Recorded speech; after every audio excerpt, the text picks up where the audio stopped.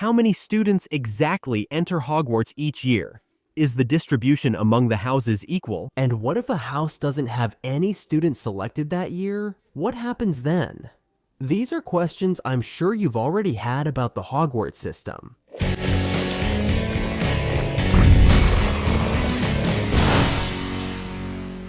Hey there, wizards. How's it going? To answer all these initial questions, we need to understand something very, very important first. The wizard population is much, much smaller than that of muggles. And when I say much, I really mean it. There isn't an exact percentage defined for how many wizards there are per muggle. But this information that wizards are a very, very small minority is official and comes from a chat that happened with J.K. Rowling back on July 16, 2005, right after the release of the book Harry Potter and the Half-Blood Prince. What she says in this chat is that math wasn't really her strong suit. And really, we can notice some mathematical inconsistencies throughout the story, throughout the saga. So that's why she didn't want to set an exact number. But she says that on average, there are about 3,000 wizards in Great Britain. 3,000 wizards? Not counting the other creatures and magical beings. Beings that look like humans, you know, that have a humanoid appearance, like trolls, vampires, hags, goblins, elves, etc.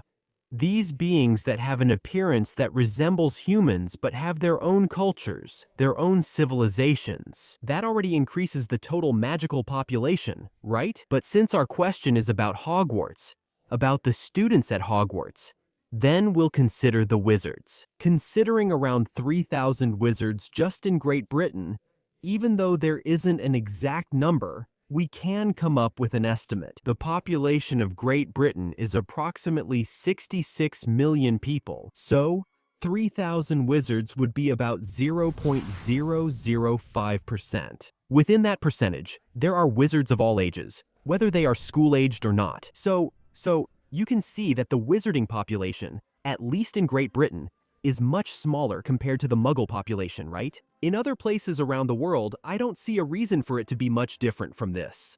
Because, you know, Muggles really are the majority. So, those numbers should be more or less similar. With that understood, now we can try to figure out how many students enroll at Hogwarts each year.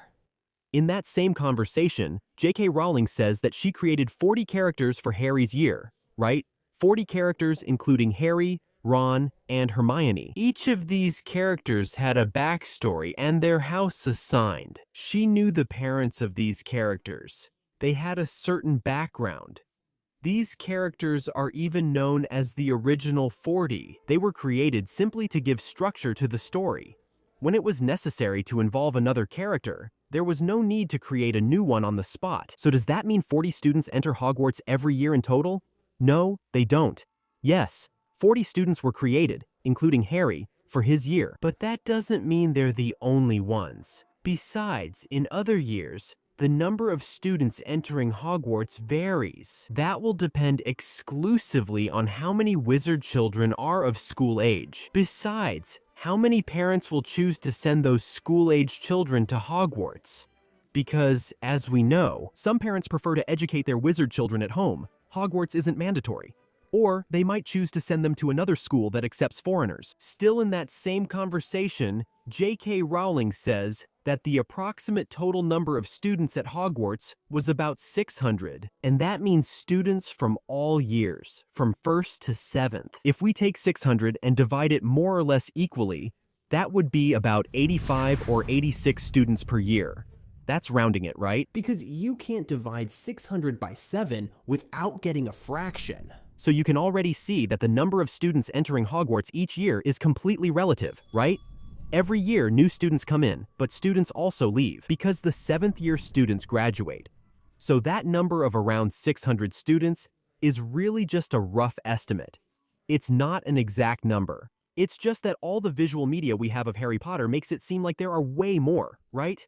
There are a lot of extras there to look like students. In the movies, even the Death Eaters during the Battle of Hogwarts, the number of Voldemort's followers there is just absurd. Like, it's not really that many. So, when it comes to a magic school that serves the United Kingdom. The United Kingdom, where the wizarding population is around 3,000 people, and those 3,000 are not all school-age wizards. I think 600 is quite a number, okay? Now, we know that in the school year of 1991, which is when Harry starts, we have 40 original students. These are the original 40. If you take your book Harry Potter and the Philosopher's Stone, you'll see that 40 students aren't shown being sorted. There are 22. Among them are, Hannah Abbott, Susanna Bones, Terrence O'Boot, Mandy Brokerhurst, Lila Brown, Emilia Bostroud, Justin Finch-Fletchley, Seamus Finnegan, Hermione Granger, Neville Longbottom, Murog McDougal, Draco Malfoy, Lily Moon, Theodore Knott, Pansy Parkinson, Parvati Paddle, Padma Paddle, Sally Ann Perks, Harry Potter, Lisa Turpin, Ron Weasley, and Blaise Zabini. 22 students. But, Leaky Cauldron, you said there were 40. Why are there only 22? We have to remember that the book also follows Harry's perspective, right? The names that are mentioned in the book are from when Harry is paying attention and when the story is being narrated. It's things that Harry hears and sees happening. If Harry is distracted at certain moments, like talking to Percy after being sorted or something like that, we won't see exactly which students were there. Just because they weren't mentioned during the sorting doesn't mean they're not in the story. For example, Dean Thomas isn't mentioned during the sorting, and he's Harry's classmate in the same year. In fact, he even shares a dormitory with him. Crabbe and Goyle aren't mentioned during the sorting, but they're there. Some other characters aren't mentioned either, like Ernest Macmillan, Daphne Greengrass, Michael Corner, Anthony Goldstein, and they're all students, classmates of Harry. When I say classmates, I mean from the same year. So, with these students here who aren't mentioned, we get to 29 students. 29 still isn't 40. Where are the other students? Again, just because these students aren't mentioned in the sorting or aren't mentioned in the books doesn't mean they're not part of Hogwarts, that they're not part of the story. And it's not me saying this, it's the author of the books herself, J.K. Rowling. Two of my most precious possessions are two small notebooks that contain my first scribbles about Harry Potter. A lot of what's written in them was never used in the series.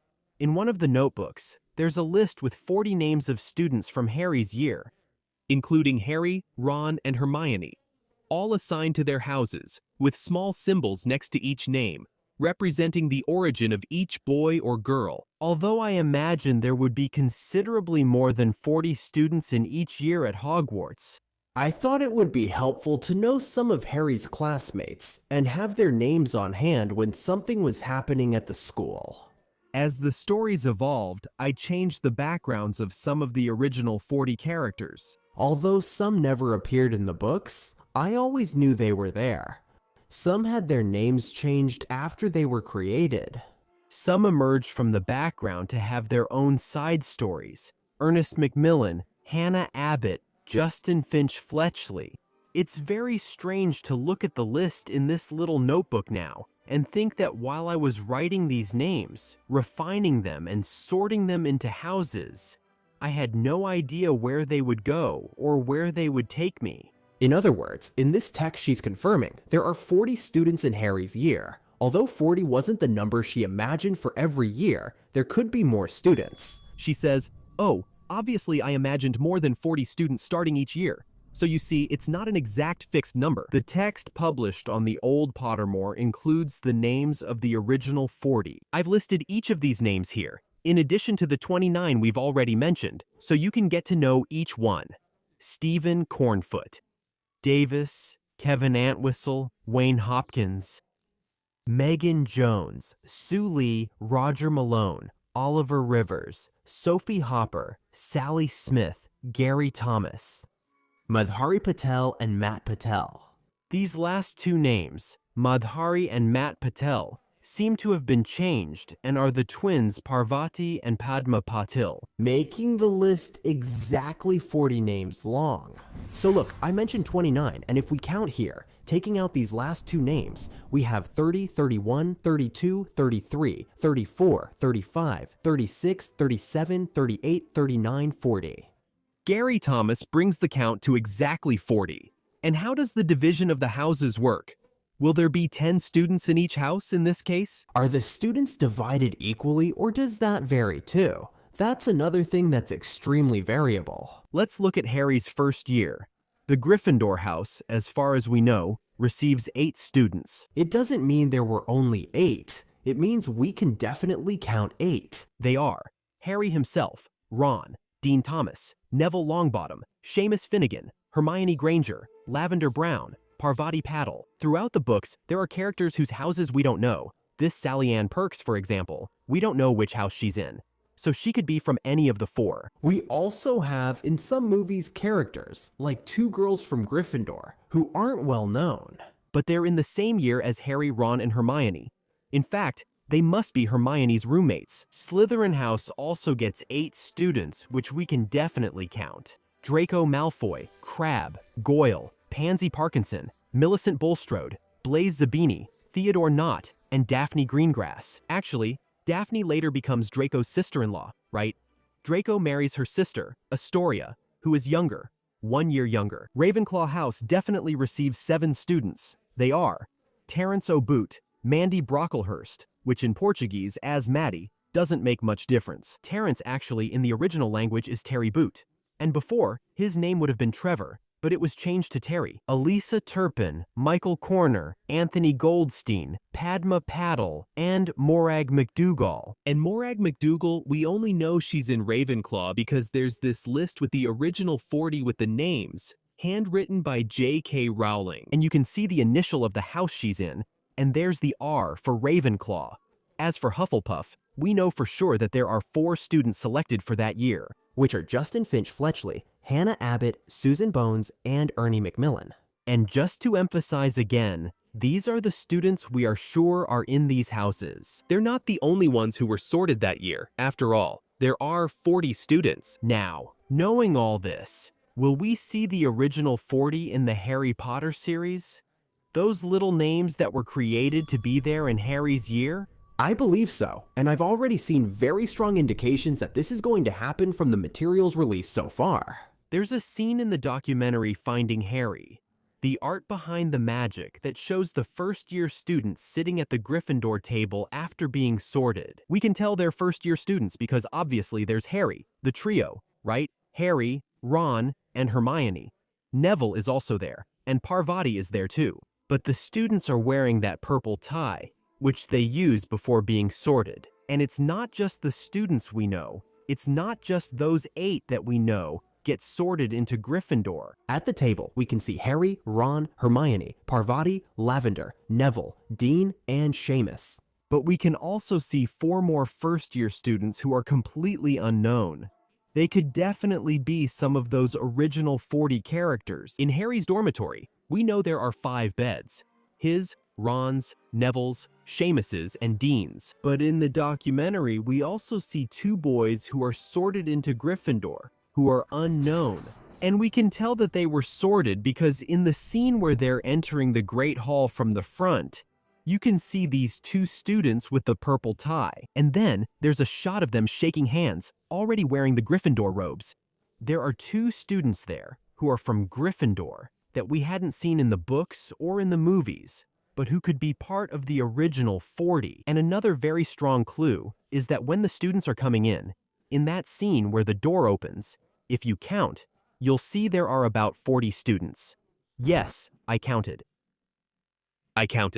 Actually, to be fair, there are around 47 students there. But I remember that the author herself said she created 40 characters for Harry's year, but she imagined that, obviously, more than 40 students entered each year. So, 47 is more than 40. So, just with these clues, I really believe that the series will bring those original 40 those students created for Harry's year, and maybe we can get to know a little bit about them. Does that mean the story will go deeper into each one of them? No, I don't think so. Later, these students will join Dumbledore's army and fight in the Battle of Hogwarts, so it's cool to know who they are. There doesn't need to be a big backstory, but it's nice to know. So, knowing all this, the conclusion we can reach at the end of this episode is 1. Really, math is not J.K. Rowling's strong suit, and because of that, she didn't go deep into exact numbers for the wizarding population or the number of students. In fact, in this conversation, she says, That wasn't her way of thinking when creating the story, you know? And that's okay. I don't think it's a big problem. After all, numbers aren't my strong suit either. 2. The number of students at Hogwarts varies a lot from year to year. 3. The division between the houses isn't equal. It also depends on the personalities of the students in that year. And Kako, can it happen that a house ends up with no students? Well, if the number of students per house varies, I believe it could happen. Although it's very, very unlikely. We don't have any official information that this has ever happened at any point in the history of Hogwarts. But I think it's very unlikely to happen. Not impossible, but extremely difficult. So that's it, my wizards. I hope you enjoyed this episode. If you liked it, leave a like, leave your comment below. Share the episode if you want.